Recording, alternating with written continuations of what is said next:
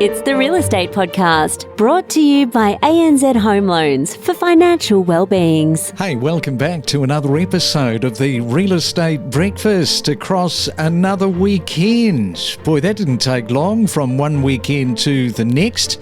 Of course, we bring you the very latest in property news as heard on iHeartRadio, Spotify, Apple Podcasts and Amazon.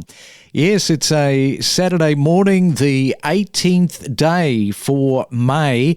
And good morning to you, Caroline, in Redcliffe, there in Queensland. I know it well. It is a great spot. It's another area, too, that is certainly growing in both price and popularity.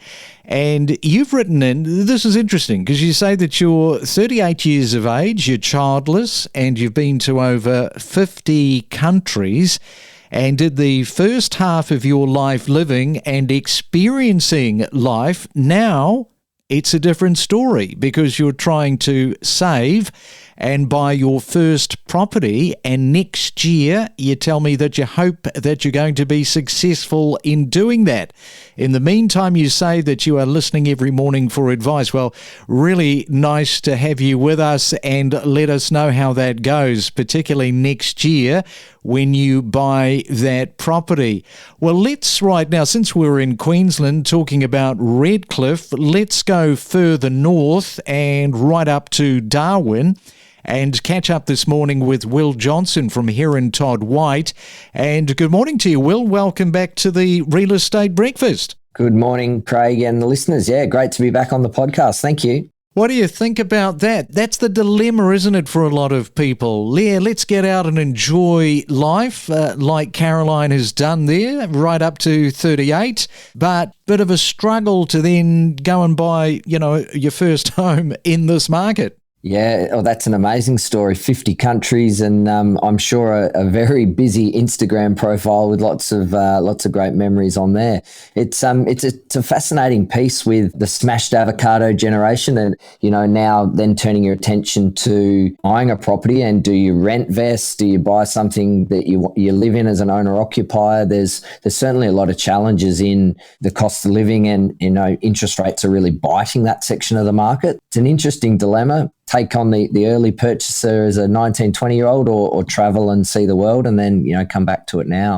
Yeah, well, I was just saying to you off here, I was at the other end of the scale because I bought my first property very young, but I had all of my mates heading off to London for the big OE, and I never got there because once they got there and got settled, they said, oh, look, get on a plane and come. But of course, I had a mortgage and I was only 19 at that stage.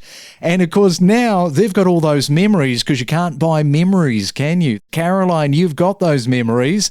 And so long as you get your property, then you're winning at both ends. Yeah, certainly ticking both boxes there for Caroline if she can achieve her goal and buy a property next year and get onto the property ladder as we like to say. Well, NT, the elections in your local area, you were saying 98 days away with this one. Yeah, it is. It's certainly a talking point locally, and this week we had the budget was delivered. Not only the Jim Chalmers federal budget, but the Lawler Labor government delivered their budget here. So not a lot of big announcements in the property sector from the Labor Party. Some commitments to further land subdivisions, which have been in the pipeline for a while, but that's sort of more broadly. But it was really interesting to see the opposition reply speech to the budget, and the Country Liberal Party have really come out swinging with some promises if they're brought to government. The big carrot which is being thrown, particularly at first homeowners, is a $50,000 incentive to build a brand new home. So the strategy behind that is really about attracting, retaining, keeping the younger people here. The population base it's been quite stagnant here, and we do have a lot of, it's a very transient place, Darwin. So the CLP have earmarked this as an opportunity to get more housing into the market, stimulate the economy through the house builders, and Darwin is really a construction town. So when the house builders are busy, that money seems to flow through the economy really well. The restaurants are busier, the pubs, the fishing stores stores and everything else. So, the tourism season is good if the house builders are going well. So that would be the most lucrative incentive within the country. So Caroline, as an example, putting together her deposit, $50,000 would really kick that along. And given Darwin is the most affordable capital city, a $600,000 lump sum for a brand new house gets you a 3-bedroom, 2-bathroom, double garage home, sort of on a 400 or 500 square metre allotment. So a very livable home. And if you were getting a $50,000 head start from a government incentive, that would really move the needle. Well, you said two things there. You said very, very lucrative, and you were talking to Caroline. Maybe the Carolines of Queensland hear that and they go, wait a minute, Will, that's not as bad as what it sounds. The devil will be in the detail, no doubt, when the promises are brought in from the opposition, but that is certainly the approach, is to try and attract new people to the territory and get them to build a home. So, yeah, it'll be really interesting to see if the strategy can be implemented and work. They've got to win the election first, and a lot more's got to happen, but you never know. All right, well, I'm sure that Caroline is listening. She says that she listens every day, so there is something for you to sort of think about, Caroline.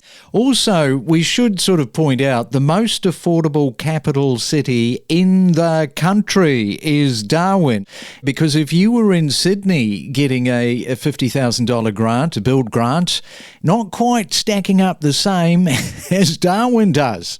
That's exactly right. The cost of a block of dirt in Sydney is certainly far exceeds Darwin, and it's just such a larger percentage of the total sale price. So yeah, that's why we really think it might move the needle on, the Carolines of the world, but also the locals that are looking to get into the market, or people that have, moved to Darwin for opportunities. So yeah, it's going to be an interesting watch and see. All right, we'll come back. We'll talk more about Darwin in just a moment. We're going to find out what is happening with the gas projects there, as well as the construction costs, because there's still a bit of drama around that, and they are heading into the tourism season. So all of that is coming up after this. Let's fuel your passion for property together. Join us, along with our industry experts, to help inspire and inform your next real estate decision. That is so cool. So like a proper motorhome with a bed and a kitchen and everything? Yeah, brand new, top of the line. We're kind of thinking about it at the moment, and the price point has got to be right. It's got to be worthwhile us doing. It's interesting because there is this connection between real estate owners and people that buy these very expensive units. So it's quite smart thinking on behalf of the advertising agency. Oh, definitely. And because I think in the media and even like in a lot of reports, it's all data and analysis and maybe only from certain parts of Australia. And so actually being able to go around and interview the locals and see how they're feeling and, in places that maybe people haven't thought of or haven't even heard of, that will be so cool. Remember, we are not a real estate company. We are 100% all about increasing your awareness and knowledge for buying and selling properties. And it is a Real Estate Saturday weekend. Hope you've got something planned across the 2 days of break, or perhaps you are having a look and checking out some real estate around the country. And we are talking to Will, and he is up in Darwin, Will Johnson from Herron Todd White.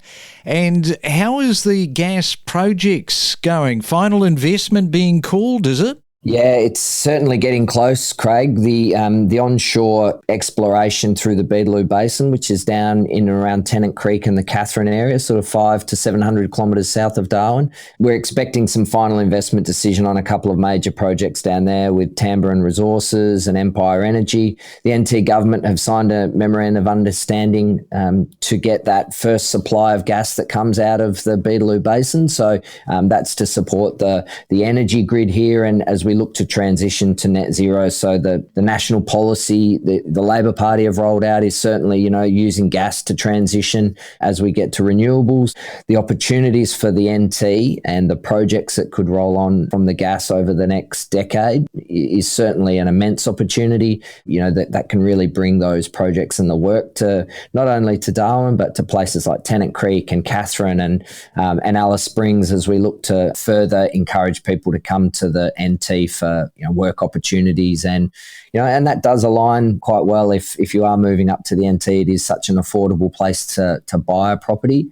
There are increased costs of living here. Certainly it's a bit trickier to get in and out of the airport, and it's a bit more expensive, and a lot of people are away from family. But if the work is here, and that will attract people to move north, and the gas industry is certainly they're really pushing their barrow to get these projects over the line at the moment. Yeah, well, we have talked about the infrastructure before from the NT and in Darwin, so there appears to be a lot going on.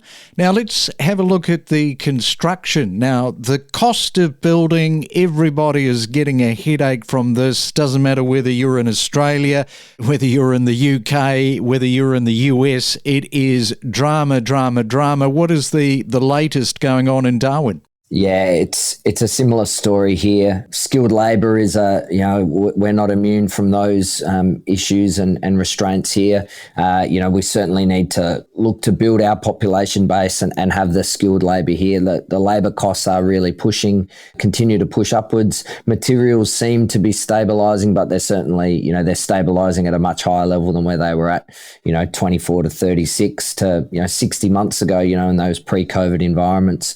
We do have higher construction costs here just for our weather factors. It is a cyclone zone, but certainly the availability of trade remains a challenge for the local builders, and those infrastructure projects which are going on around the territory at the moment. There's a big defence spend, the gas projects which I've mentioned. So that is that's sucking a lot of available labour out to those sort of more remote projects, because for the worker, there's some really good dollars to be made. So the skilled migration is something that the NT would really benefit from, and like much of Northern Australia, really, if you think from the Pilbara across in WA and certainly in North Queensland, we need to look at how we can encourage Northern Australia to get access to more skilled migrants. So we're kind of getting two sides of the coin here. We're getting the political aspect of Darwin and also the tourism side.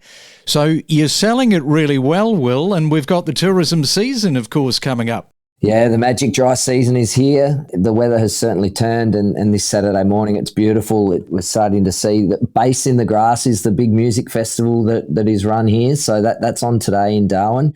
For those younger listeners, they would be familiar with Macklemore. He's headlining today. So we've got tourists popping in from all parts of Australia. It's a really popular festival, and the cruise ships are starting to roll through, so that they tend to be a bit of the older demographic, but 32 degrees, light breeze and no humidity today. It's it's certainly an encouraging time of year to come to the territory, and it'll be like that for the next 3 or 4 months. So the major events with the Darwin Cup Festival and the Darwin Arts and Music Festivals that roll through. So there's the horse racing or the arts or the V8s are on in town soon, and on Thursday night Geelong played the Gold Coast Suns in an AFL match out at TIO Stadium. So there's certainly plenty to do at this time of year, and our social calendar really gets condensed over the next 3 or 4 months. So you need to be on your game and available for everything that's on offer. All right. Well, a lot going on in Darwin. Thanks for jumping on the call, giving us the latest update there from Darwin. Well, enjoy your Saturday. It sounds like you've got a busy weekend ahead, and look forward to chatting again soon. Great. Thanks, Craig. And to all your listeners, have a nice day. We connect you to the best real estate information across Australia. The Real Estate Podcast.